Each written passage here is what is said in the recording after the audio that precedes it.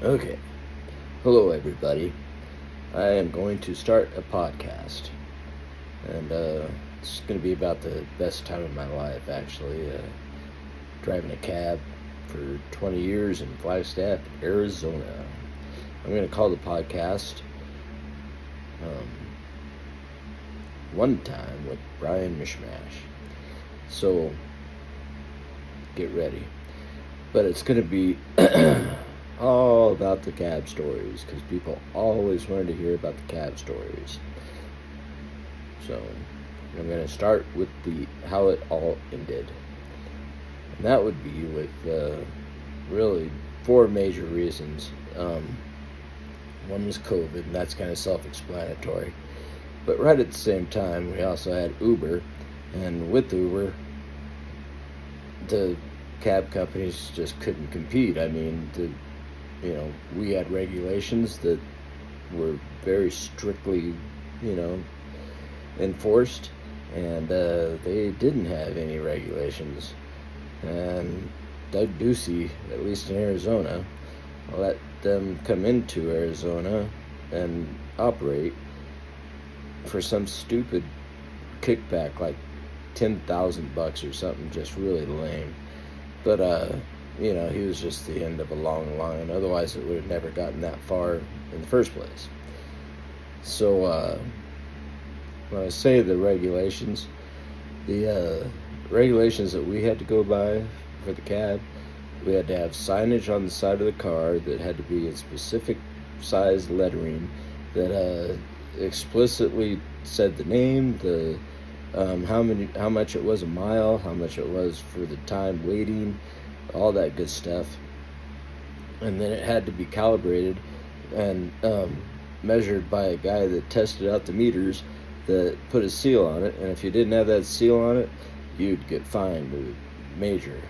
Then we had permits for picking up at the airport and Amtrak, and we had to have a weights and measures sticker that, because of the meter that was sealed and calibrated to the signage, they had to go. That was what allowed me to go in and make the weights and measures sticker, and that was every year. So I mean, when I first heard about Uber, it was this family, a couple, that the most horrid people the worst kind of people. It's capitalism gone extremely wrong. They, if they were self-made, I would be amazed, but their last name was Slaughter,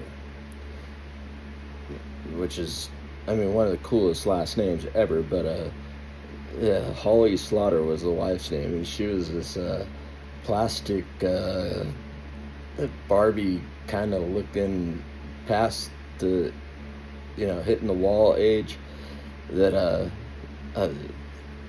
but that she always thought that she was hot as shit, I'm gonna cut this stuff out, but yeah, so every time that they would call for me, it was a gated community called Forest Highlands that went in extensively, and there's some, like, Tom Cruise has a place back there, Robert Englund, Freddy Krueger, there's a lot of, that's the Highlands of Flagstaff, and there's some really nice houses back in there, but most of the time you'd pick up at the people's houses. Well, the Slaughters were smarter than that.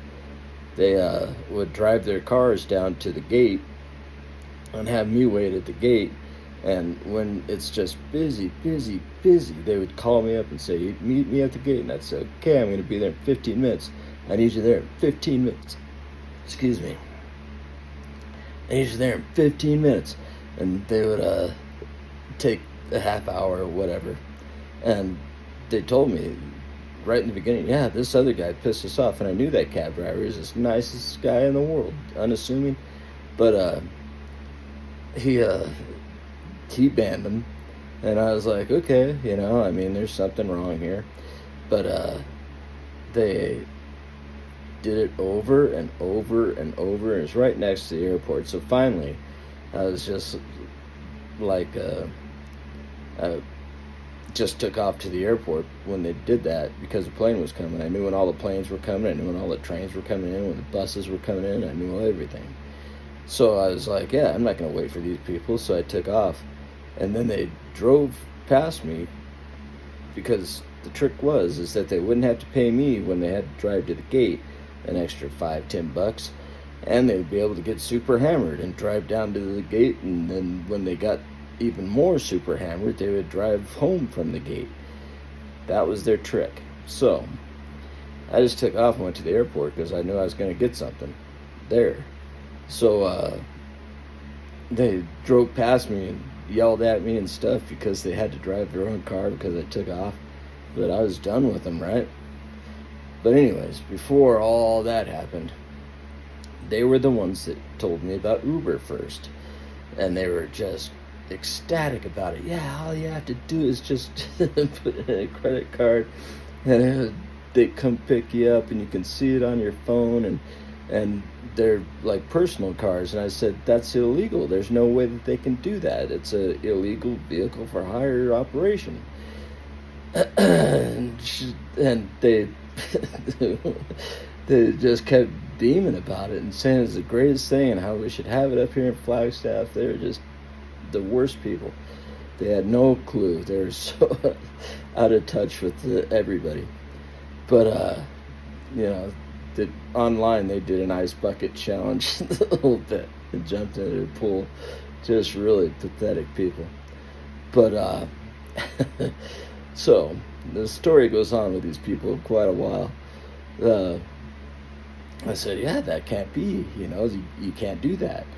But all right, to end their story, the end of their part in this story, later on I picked them up as a flag downtown and then gave them a ride home. And I was seething pissed because I knew who these people were and they knew who I was, and they were seething pissed at me, and they're in my car and their friends hopped in the back and they said, you're Brian Mishmash? Yeah, they started going up on the Slaughters, how they felt about me. So we pull up to the gate down at Forest Highlands, and he pulls out this wad of cash and fans it out. And I had the same wad of cash in my pocket at the same time. That was the funniest part. I didn't pull it out, but I should have just grabbed his money, the dick. But he goes, yeah, this is what you could have gotten, and started, this is blah, blah, blah, and like bringing me a new one once he got what he wanted, the ride. And so I was like, get out of my cab. I use the F word a lot. I'm going to try not to cuss during these podcasts. But, yeah, get out. Well, then the security came out and were protecting him. Then later on, I wrote a review saying that they got drunk at the gate and drove in there. And the cops couldn't do anything because it's private property, and they just got hammered. I was warning the rest of the Forest Highland people. And then the Forest Highland people called me up and said, yeah, you got to take that review down. Otherwise, you're not going to be able to come in Forest Highlands anymore. So I took it down, money's money, right? So that was the end of the Slaughters as far as I remember. There might be something more, but that wasn't the end of Uber. So then the chick that was the governor for Arizona, I can never remember her name, but it was the one that was standing out on the tarmac yelling at Obama down at Sky Harbor. But she was not allowing Uber in.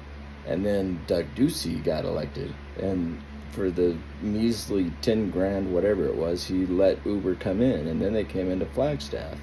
And I was telling people, hey, these, this is, don't take these people. It's a bad operation, and it's going to put the cab companies out of business, and they're going to take over. And once they have the monopoly and they can charge whatever they want, they're going to. And this is going to happen. And the cab companies are going to go bye-bye.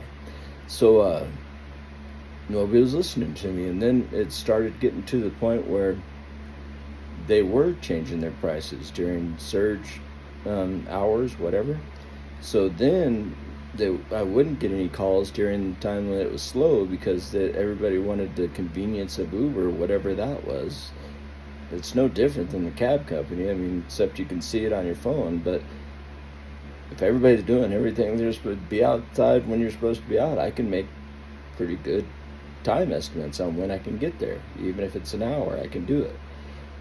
But and people were all right with an hour. You know, sit back, have a few drinks. You're not driving. So it turned out that we were regulated on our pricing and they weren't. And that was one way that we couldn't compete because, you know, I was hearing horror stories where I was giving a $16 ride and the Uber was charging $60 or $80 because it was just that time of night. Everybody was busy and you couldn't get a ride, right? So there was that. Another thing that we had to do as cab drivers, we had to it's only been 11 minutes. We had to have insurance on our cars 24/7. Every car that we had. And it was a pretty penny. It was like $300 a month. But we had to have insurance no matter, again, I mean, it had to be for like $1 million at first, and it had to be for $750,000 just in case we ran into a family or a doctor or something, you know. We were covered to compensate for that. Well, Uber didn't have to have insurance on their cars, only when they had people in the cab, which made it a lot cheaper for them. I mean, and that's another way we couldn't compete. We had to have cars on the road if, you know, when the Flagstaff could handle 20 cabs, we couldn't have 20 cabs on the road because it wouldn't support it during the slow periods, and we couldn't just bring people on for the, you know, 2 or 3 hours during the rush. You know, in the end, that's what I was doing because I owned the company. But yeah, it made it so that they had that.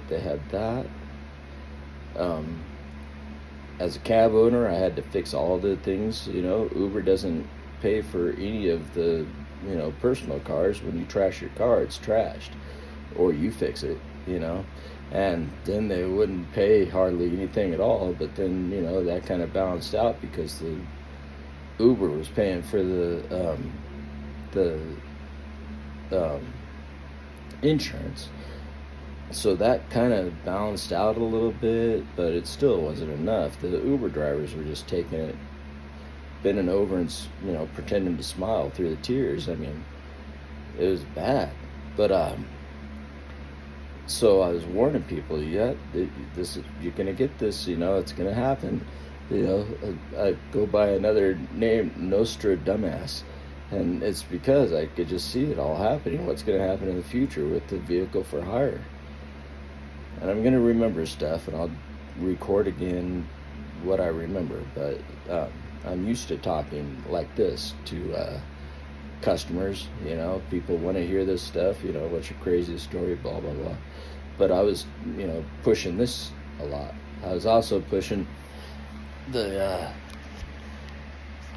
Let's see if you can see the shirt. There you go. Maybe you can see it. I don't know. But yeah, I was pushing a lot of politics too. And yeah, I was just, you know, 3 days ago. In my opinion, America is just done for the next 100 years because of the Supreme Court. That's it. That's it. You know, sorry, everybody. The only reason I'm staying is because Medicaid's taking care of me. I'm on disability and Medicaid now. Food stamps. Yeah. So, I mean, I came from cash, lots of cash, back in the day. Some of the runs that I had. That's another thing. I had a 10-passenger van when I started off. The insurance on that was like $450 or something like that because it's 10-passenger. And again, what if you're carrying a family or a doctor or whatever? But the trick with the insurance company that just bleed you as much as they can. If you have a sedan and a 10-passenger van, they charge the sedans the same as the 10-passenger van because you have a 10-passenger van. I really don't know why that is, but that's another.